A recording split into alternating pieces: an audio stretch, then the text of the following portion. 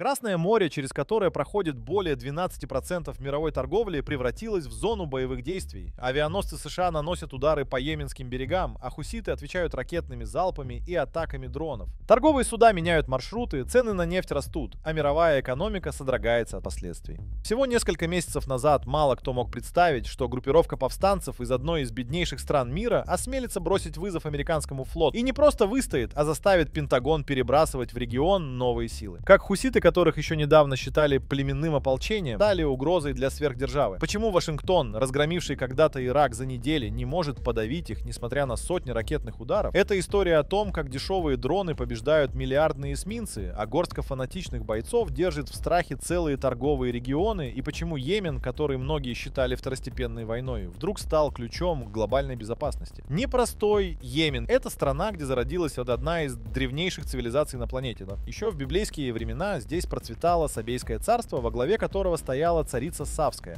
одна из самых мудрых женщин в истории. Величественные руины Мариба и древние надписи на камнях свидетельствуют о высокоразвитой культуре, существовавшей на этих землях задолго до появления многих современных государств. Однако сегодня Йемен больше ассоциируется не с великим прошлым, а с бесконечной войной, разрухой и крупнейшим гуманитарным кризисом современности. Эта земля никогда не была единым монолитным образованием. Географическая раздробленность, племенная структура общества и религиозные различия на протяжении столетий формировали сложную мозаику йеменской государственности. Горные районы севера исторически развивались обособленно от южных территорий. Еще в древности здесь существовали независимые царства — Саба, Катабан, Хадрамаут, Маин, каждая со своей культурой и традициями. Средневековый период закрепил это разделение. Если север находился под властью заидитских имамов, то юг переживал стадию сменяющих друг друга династий, находившихся под влиянием Египта или Османской империи. В колониальный период север страны сохранял относительную независимость под властью местных правителей, в то время как юг попал под британский контроль. Аден, превращенный в важнейший порт на пути в Индию, стал воротами для проникновения европейских идей и технологий. Эта разница в историческом развитии создала два совершенно разных общества в пределах одного региона. После освобождения от колониальной зависимости в середине 20 века обе части Йемена пошли разными путями. Север сформировался как традиционная монархия, затем республика, где сохранялось сильное влияние племенных структур и заидитского ислама. Юг же после длительной партизанской войны выбрал социалистический путь развития, создав единственное марксистское государство в арабском мире. Объединение в 90-м году 20 века было во многом крайней вынужденной мерой. Крах Советского Союза лишил Южный Йемен экономической поддержки, а северяне стремились получить доступ к стратегически важным южным портам. Однако искусственность этого слияния проявилась почти сразу. Разные правовые системы, экономические модели и даже представления о национальной идентичности сделали интеграцию крайне сложной. Глубинные причины современного конфликта кроются именно в этом историческом наследии. Различия между севером и югом не стерлись с объединением, а лишь усугубились экономическим неравенством и политическими противоречиями. Основатель. Когда в начале 2000-х годов малоизвестный проповедник Хусейн Аль-Хуси начал собирать своих первых последователей в отдаленных горных деревушках северного Йемена, никто не мог представить, что через 2 десятилетия это скромное движение превратится в грозную силу, способную диктовать условия богатейшим монархиям Персидского залива. Сегодня хуситы не сходят с заголовков мировых СМИ. Они контролируют столицу Йемена, обладают ракетным арсеналом, угрожающим международному судоходству, и успешно противостоят мощнейшей военной коалиции региона. Как им это удалось? Ответ кроется в удивительном сочетании религиозного фанатизма, военной хитрости и беспрецедентной способности выживать в самых невероятных условиях. Хусейн Аль-Хуси, харизматичный основатель движения, родился в семье потомственных заидитских богословов из провинции Саада. Его отец принадлежал к числу наиболее уважаемых толкователей заидитского учения, уникального направления шиитского ислама, которое на протяжении более 12 веков определяло духовную жизнь горных районов северного Йемена. Детские и юношеские годы будущего лидера прошли в атмосфере глубокой набожности и традиционного мусульманского образования. С 6-летнего возраста он начал изучать священный Коран под руководством отца, проявляя необыкновенные способности к запоминанию и толкованию священных надписей. К 10 годам мальчик уже знал наизусть большую часть Корана, а к 15 освоил основы заидитской юриспруденции и арабской филологии. В 80-е годы Аль-Хуси посетил религиозные центры Саны, где познакомился с салафизмом. Это стало поворотным моментом в его мировоззрении. Из традиционного мусульманина он превратился в ярого критика существующих порядков. Его возмущало, как салафитские проповедники подрывают заидитские традиции. К середине 90-х Аль-Хуси собрал вокруг себя единомышленников. Его проповеди привлекали все больше последователей, особенно из северных провинций. Особенно искусно он сочетал религиозную риторику с острой социальной критикой, связывая богословские дискуссии с реальными проблемами йеменцев – безработицей, коррупцией, отсутствием образования и медицинской помощи. Постепенно Аль-Хуси сформировал четкую идеологическую платформу, включавшую три основных принципа – сопротивление салафитской экспансии, борьбу с американским влиянием в регионе и неприятие коррумпированного режима Салеха. Именно в этот период власти впервые обратили серьезное внимание на деятельность харизматичного проповедника, чье влияние выходило далеко за рамки чисто религиозной сферы. Власти первоначально недооценивали масштабы угрозы. Первая деятельность Аль-Хуси носили половинчатый характер. Ему запрещали выступать в крупных мечетях, отказывали в разрешениях на проведение массовых мероприятий. Однако это лишь усилило его популярность. Проповеди стали передаваться из уст в уста, записываться на кассеты и тайно распространяться по всей северной части страны. Переломный момент наступил весной 2004 года, когда правительство объявило о начале масштабной операции против религиозных экстремистов в Сааде. Аль-Хуси был объявлен в розыск, его сторонников начали задерживать. Последние месяцы жизни Аль-Хуси провел в постоянном движении между горными селениями. Он действительно положил на развитие движения хуситов всю свою жизнь, но, как ни парадоксально, куда больше для объединения народа он сделал своей смертью. Гибель Хусейна Аль-Хуси в результате столкновения с правительственными войсками стала поворотным моментом в истории зарождающегося движения. Из секты в государство. Гибель лидера оставила хуситов в состоянии глубочайшего потрясения. В те сентябрьские дни 2004 года, когда скорбная весть разнеслась по горным деревням провинции Саада, многие решили, что движение, оказавшись под натиском правительственных войск, обречено на скорое забвение. Однако именно в этот критический момент младший брат погибшего лидера Абдул-Малик Аль-Хуси совершил невероятное. За несколько недель он не только собрал разрозненные группы сторонников, но и выстроил принципиально новую систему управления, которая оказалась гораздо более эффективной, чем прежняя харизматичная, но не структурированная организация. Первые полгода после смены руководства стали временем удивительной метаморфозы, когда движение буквально перерождалось изнутри. Абдул-Малик, хоть и не обладал ораторским талантом своего брата, отличался аналитическим складом ума и недюжинными административными способностями. Он провел масштабную реорганизацию, превратив стихийное восстание в стройную военно-политическую машину. Провинция Саада была разделена на 7 округов, каждый со своей четкой структурой управления. Именно в этот период впервые проявился знаменитый организационный талант хуситов. Их удивительная способность создавать параллельные системы власти, полностью независимые от государственных институтов.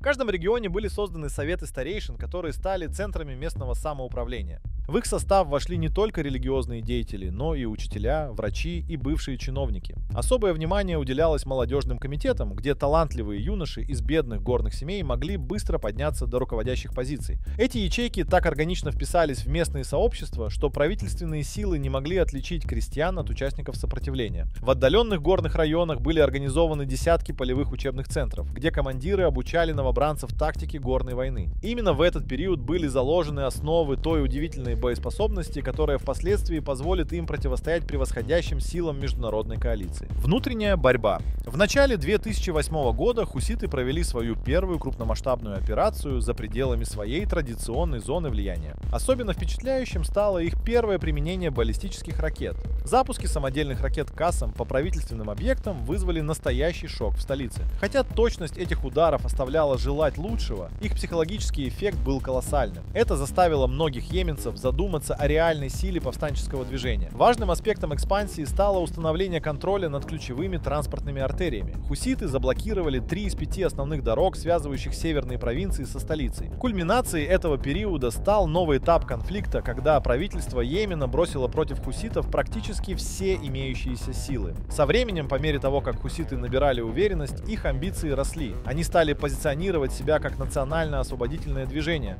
борющееся за права всех йеменцев. Одновременно с этим в других исламских регионах разгоралась арабская весна.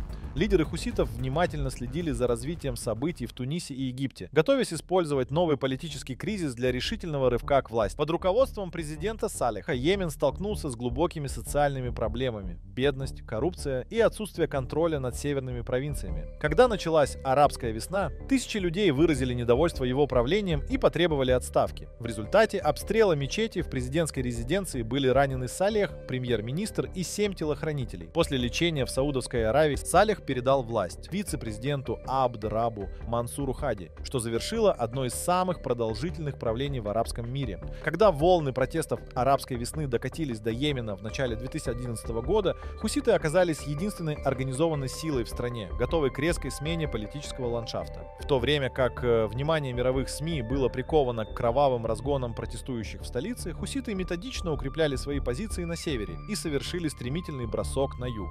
Многие города сдавались почти без боя, так как местные элиты, разочарованные в центральной власти, видели в хуситах меньшую угрозу, чем в нарастающем хаосе. Весной 2014 года хуситы начали наступление на Сану. Они блокировали армейские гарнизоны и заняли правительственные здания. Президент Хади был вынужден бежать на юг страны. Захват Саны стал поворотным моментом в истории Йемена и всего региона. Хуситы, которые начинали как религиозная группировка, теперь контролировали столицу и большую часть государственного аппарата. Их успех вызвал тревогу в соседних странах, особенно в Эр-Рияде, где стали опасаться возможного влияния Ирана на юге Аравийского полуострова. Буря решимости. После захвата Саны хуситы неожиданно для многих превратились из локальных повстанцев в ключевого игрока на геополитической карте Ближнего Востока. Их стремительное возвышение не осталось незамеченным в Вашингтоне, где постепенно начали осознавать, что йеменский кризис может нарушить баланс сил в стратегически важном регионе. Весной 2015 года, когда саудовская коалиция начала операцию «Буря решимости», США первоначально заняли позицию осторожной поддержки своих аравийских союзников. Американские военные предоставляли разведданные, осуществляли дозаправку самолетов в воздухе и даже обсуждали возможные поставки высокоточного оружия. Однако по мере затягивания конфликта в Вашингтоне стали проявлять все больше беспокойства по поводу растущего влияния хуситов и их предполагаемых связей с Ираном.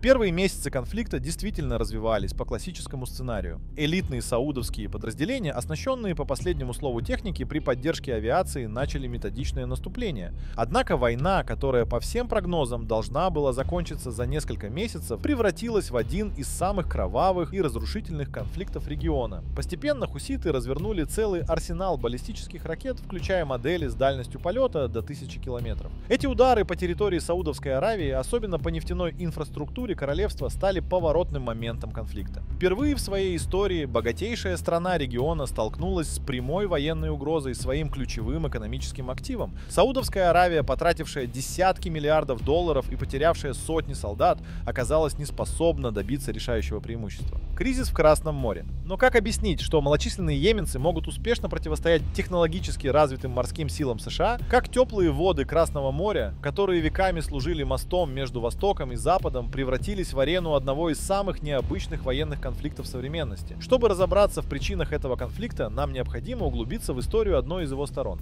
Закаленные в длительном сопротивлении и неоднократных победах над превосходящими силами, хуситы небезосновательно стали серьезными противниками даже для американской военной машины. После того, как хуситы окончательно закрепились на западном побережье Йемена, они начали контролировать стратегически важные порты и таким образом получили возможность влиять на судоходство в Баб-эль-Мандебском проливе, узком горлышке, через которое проходит около 12% мировой торговли. Первые тревожные звоночки прозвучали после начала военного конфликта в секторе Газа. Выступая на стороне Палестины, хуситы объявили о морской блокаде Израиля, но вскоре их главной целью стали американские военные корабли. Военные эксперты были поражены, когда хуситы продемонстрировали арсенал, значительно превосходивший самые смелые прогнозы. Среди их разработок оказались крылатые ракеты с дальностью полета до 500 километров, боевые беспилотники, способные преодолевать 1500 километров, подводные дроны камикадзе и сложные системы радиоэлектронной борьбы. Эти технологии, созданные в условиях жесткой блокады, свидетельствуют об удивительной способности движения адаптировать современные военные разработки к условиям асимметричной войны. Эскалация конфликта развивалась по нарастающей. В середине ноября 2023 года хуситы осуществили дерзкий захват гражданского судна израильского бизнесмена Авраама Унгару. Уже в начале декабря их ракеты впервые угрожали американскому эсминцу, а к концу месяца был атакован крупный международный контейнеровоз. Кульминацией стала январская атака 2024 года, когда одновременно было запущено более 20 беспилотников и ракет. Хуситы используют десятки дешевых дронов и более совершенные ракеты, создавая постоянное психологическое давление на противника. При этом они умело используют гражданские суда в качестве прикрытия, ставя ВМС США перед сложным моральным выбором. Ответ американцев пока не принес ожидаемых результатов. Экономика этого противостояния складывается не в пользу сверхдержавы. Перехват одной ракеты стоит миллионы долларов, тогда как сами дроны обходятся повстанцам в тысячи. Такое неравенство в издержках делает длительное противостояние крайне затратным для США и их союзников. Парадоксально, но именно в этом конфликте хуситы демонстрируют удивительную способность превращать военное противостояние в политический капитал. Внутри Йемена они используют кризис для консолидации власти, представляя себя как единственную силу, способную бросить вызов американскому империализму. Одновременно они развивают теневые схемы морской торговли, обходя санкции и получая значительные доходы от нелегальных поставок.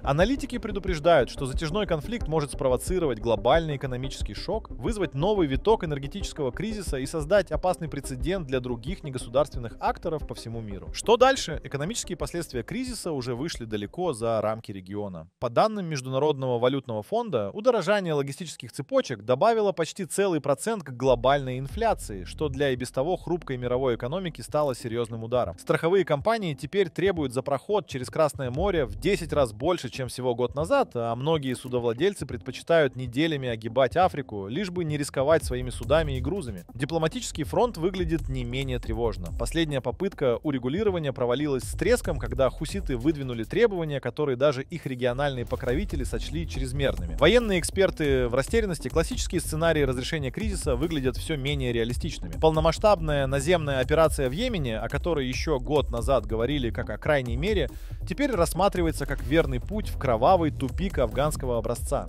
Международная морская блокада может оказаться экономически несостоятельной перед лицом изобретательности хуситов и их растущего арсенала. Даже оптимистичный сценарий постепенной деэскалации выглядит все более призрачным на фоне ежедневных сообщений о новых атаках и контрмерах. Как отмечают ветераны ближневосточной политики, нынешний кризис уникален тем, что впервые в современной истории негосударственный актор бросил успешный вызов морскому господству Запада. Хуситы, начинавшие с примитивных лодок и самодельных ракет, сегодня демонстрируют удивительную способность учиться, адаптироваться и внедрять самые современные технологии асимметричной войны. Их успех уже стал вдохновляющим примером для десятков движений по всему миру, мечтающих повторить этот йеменский эксперимент.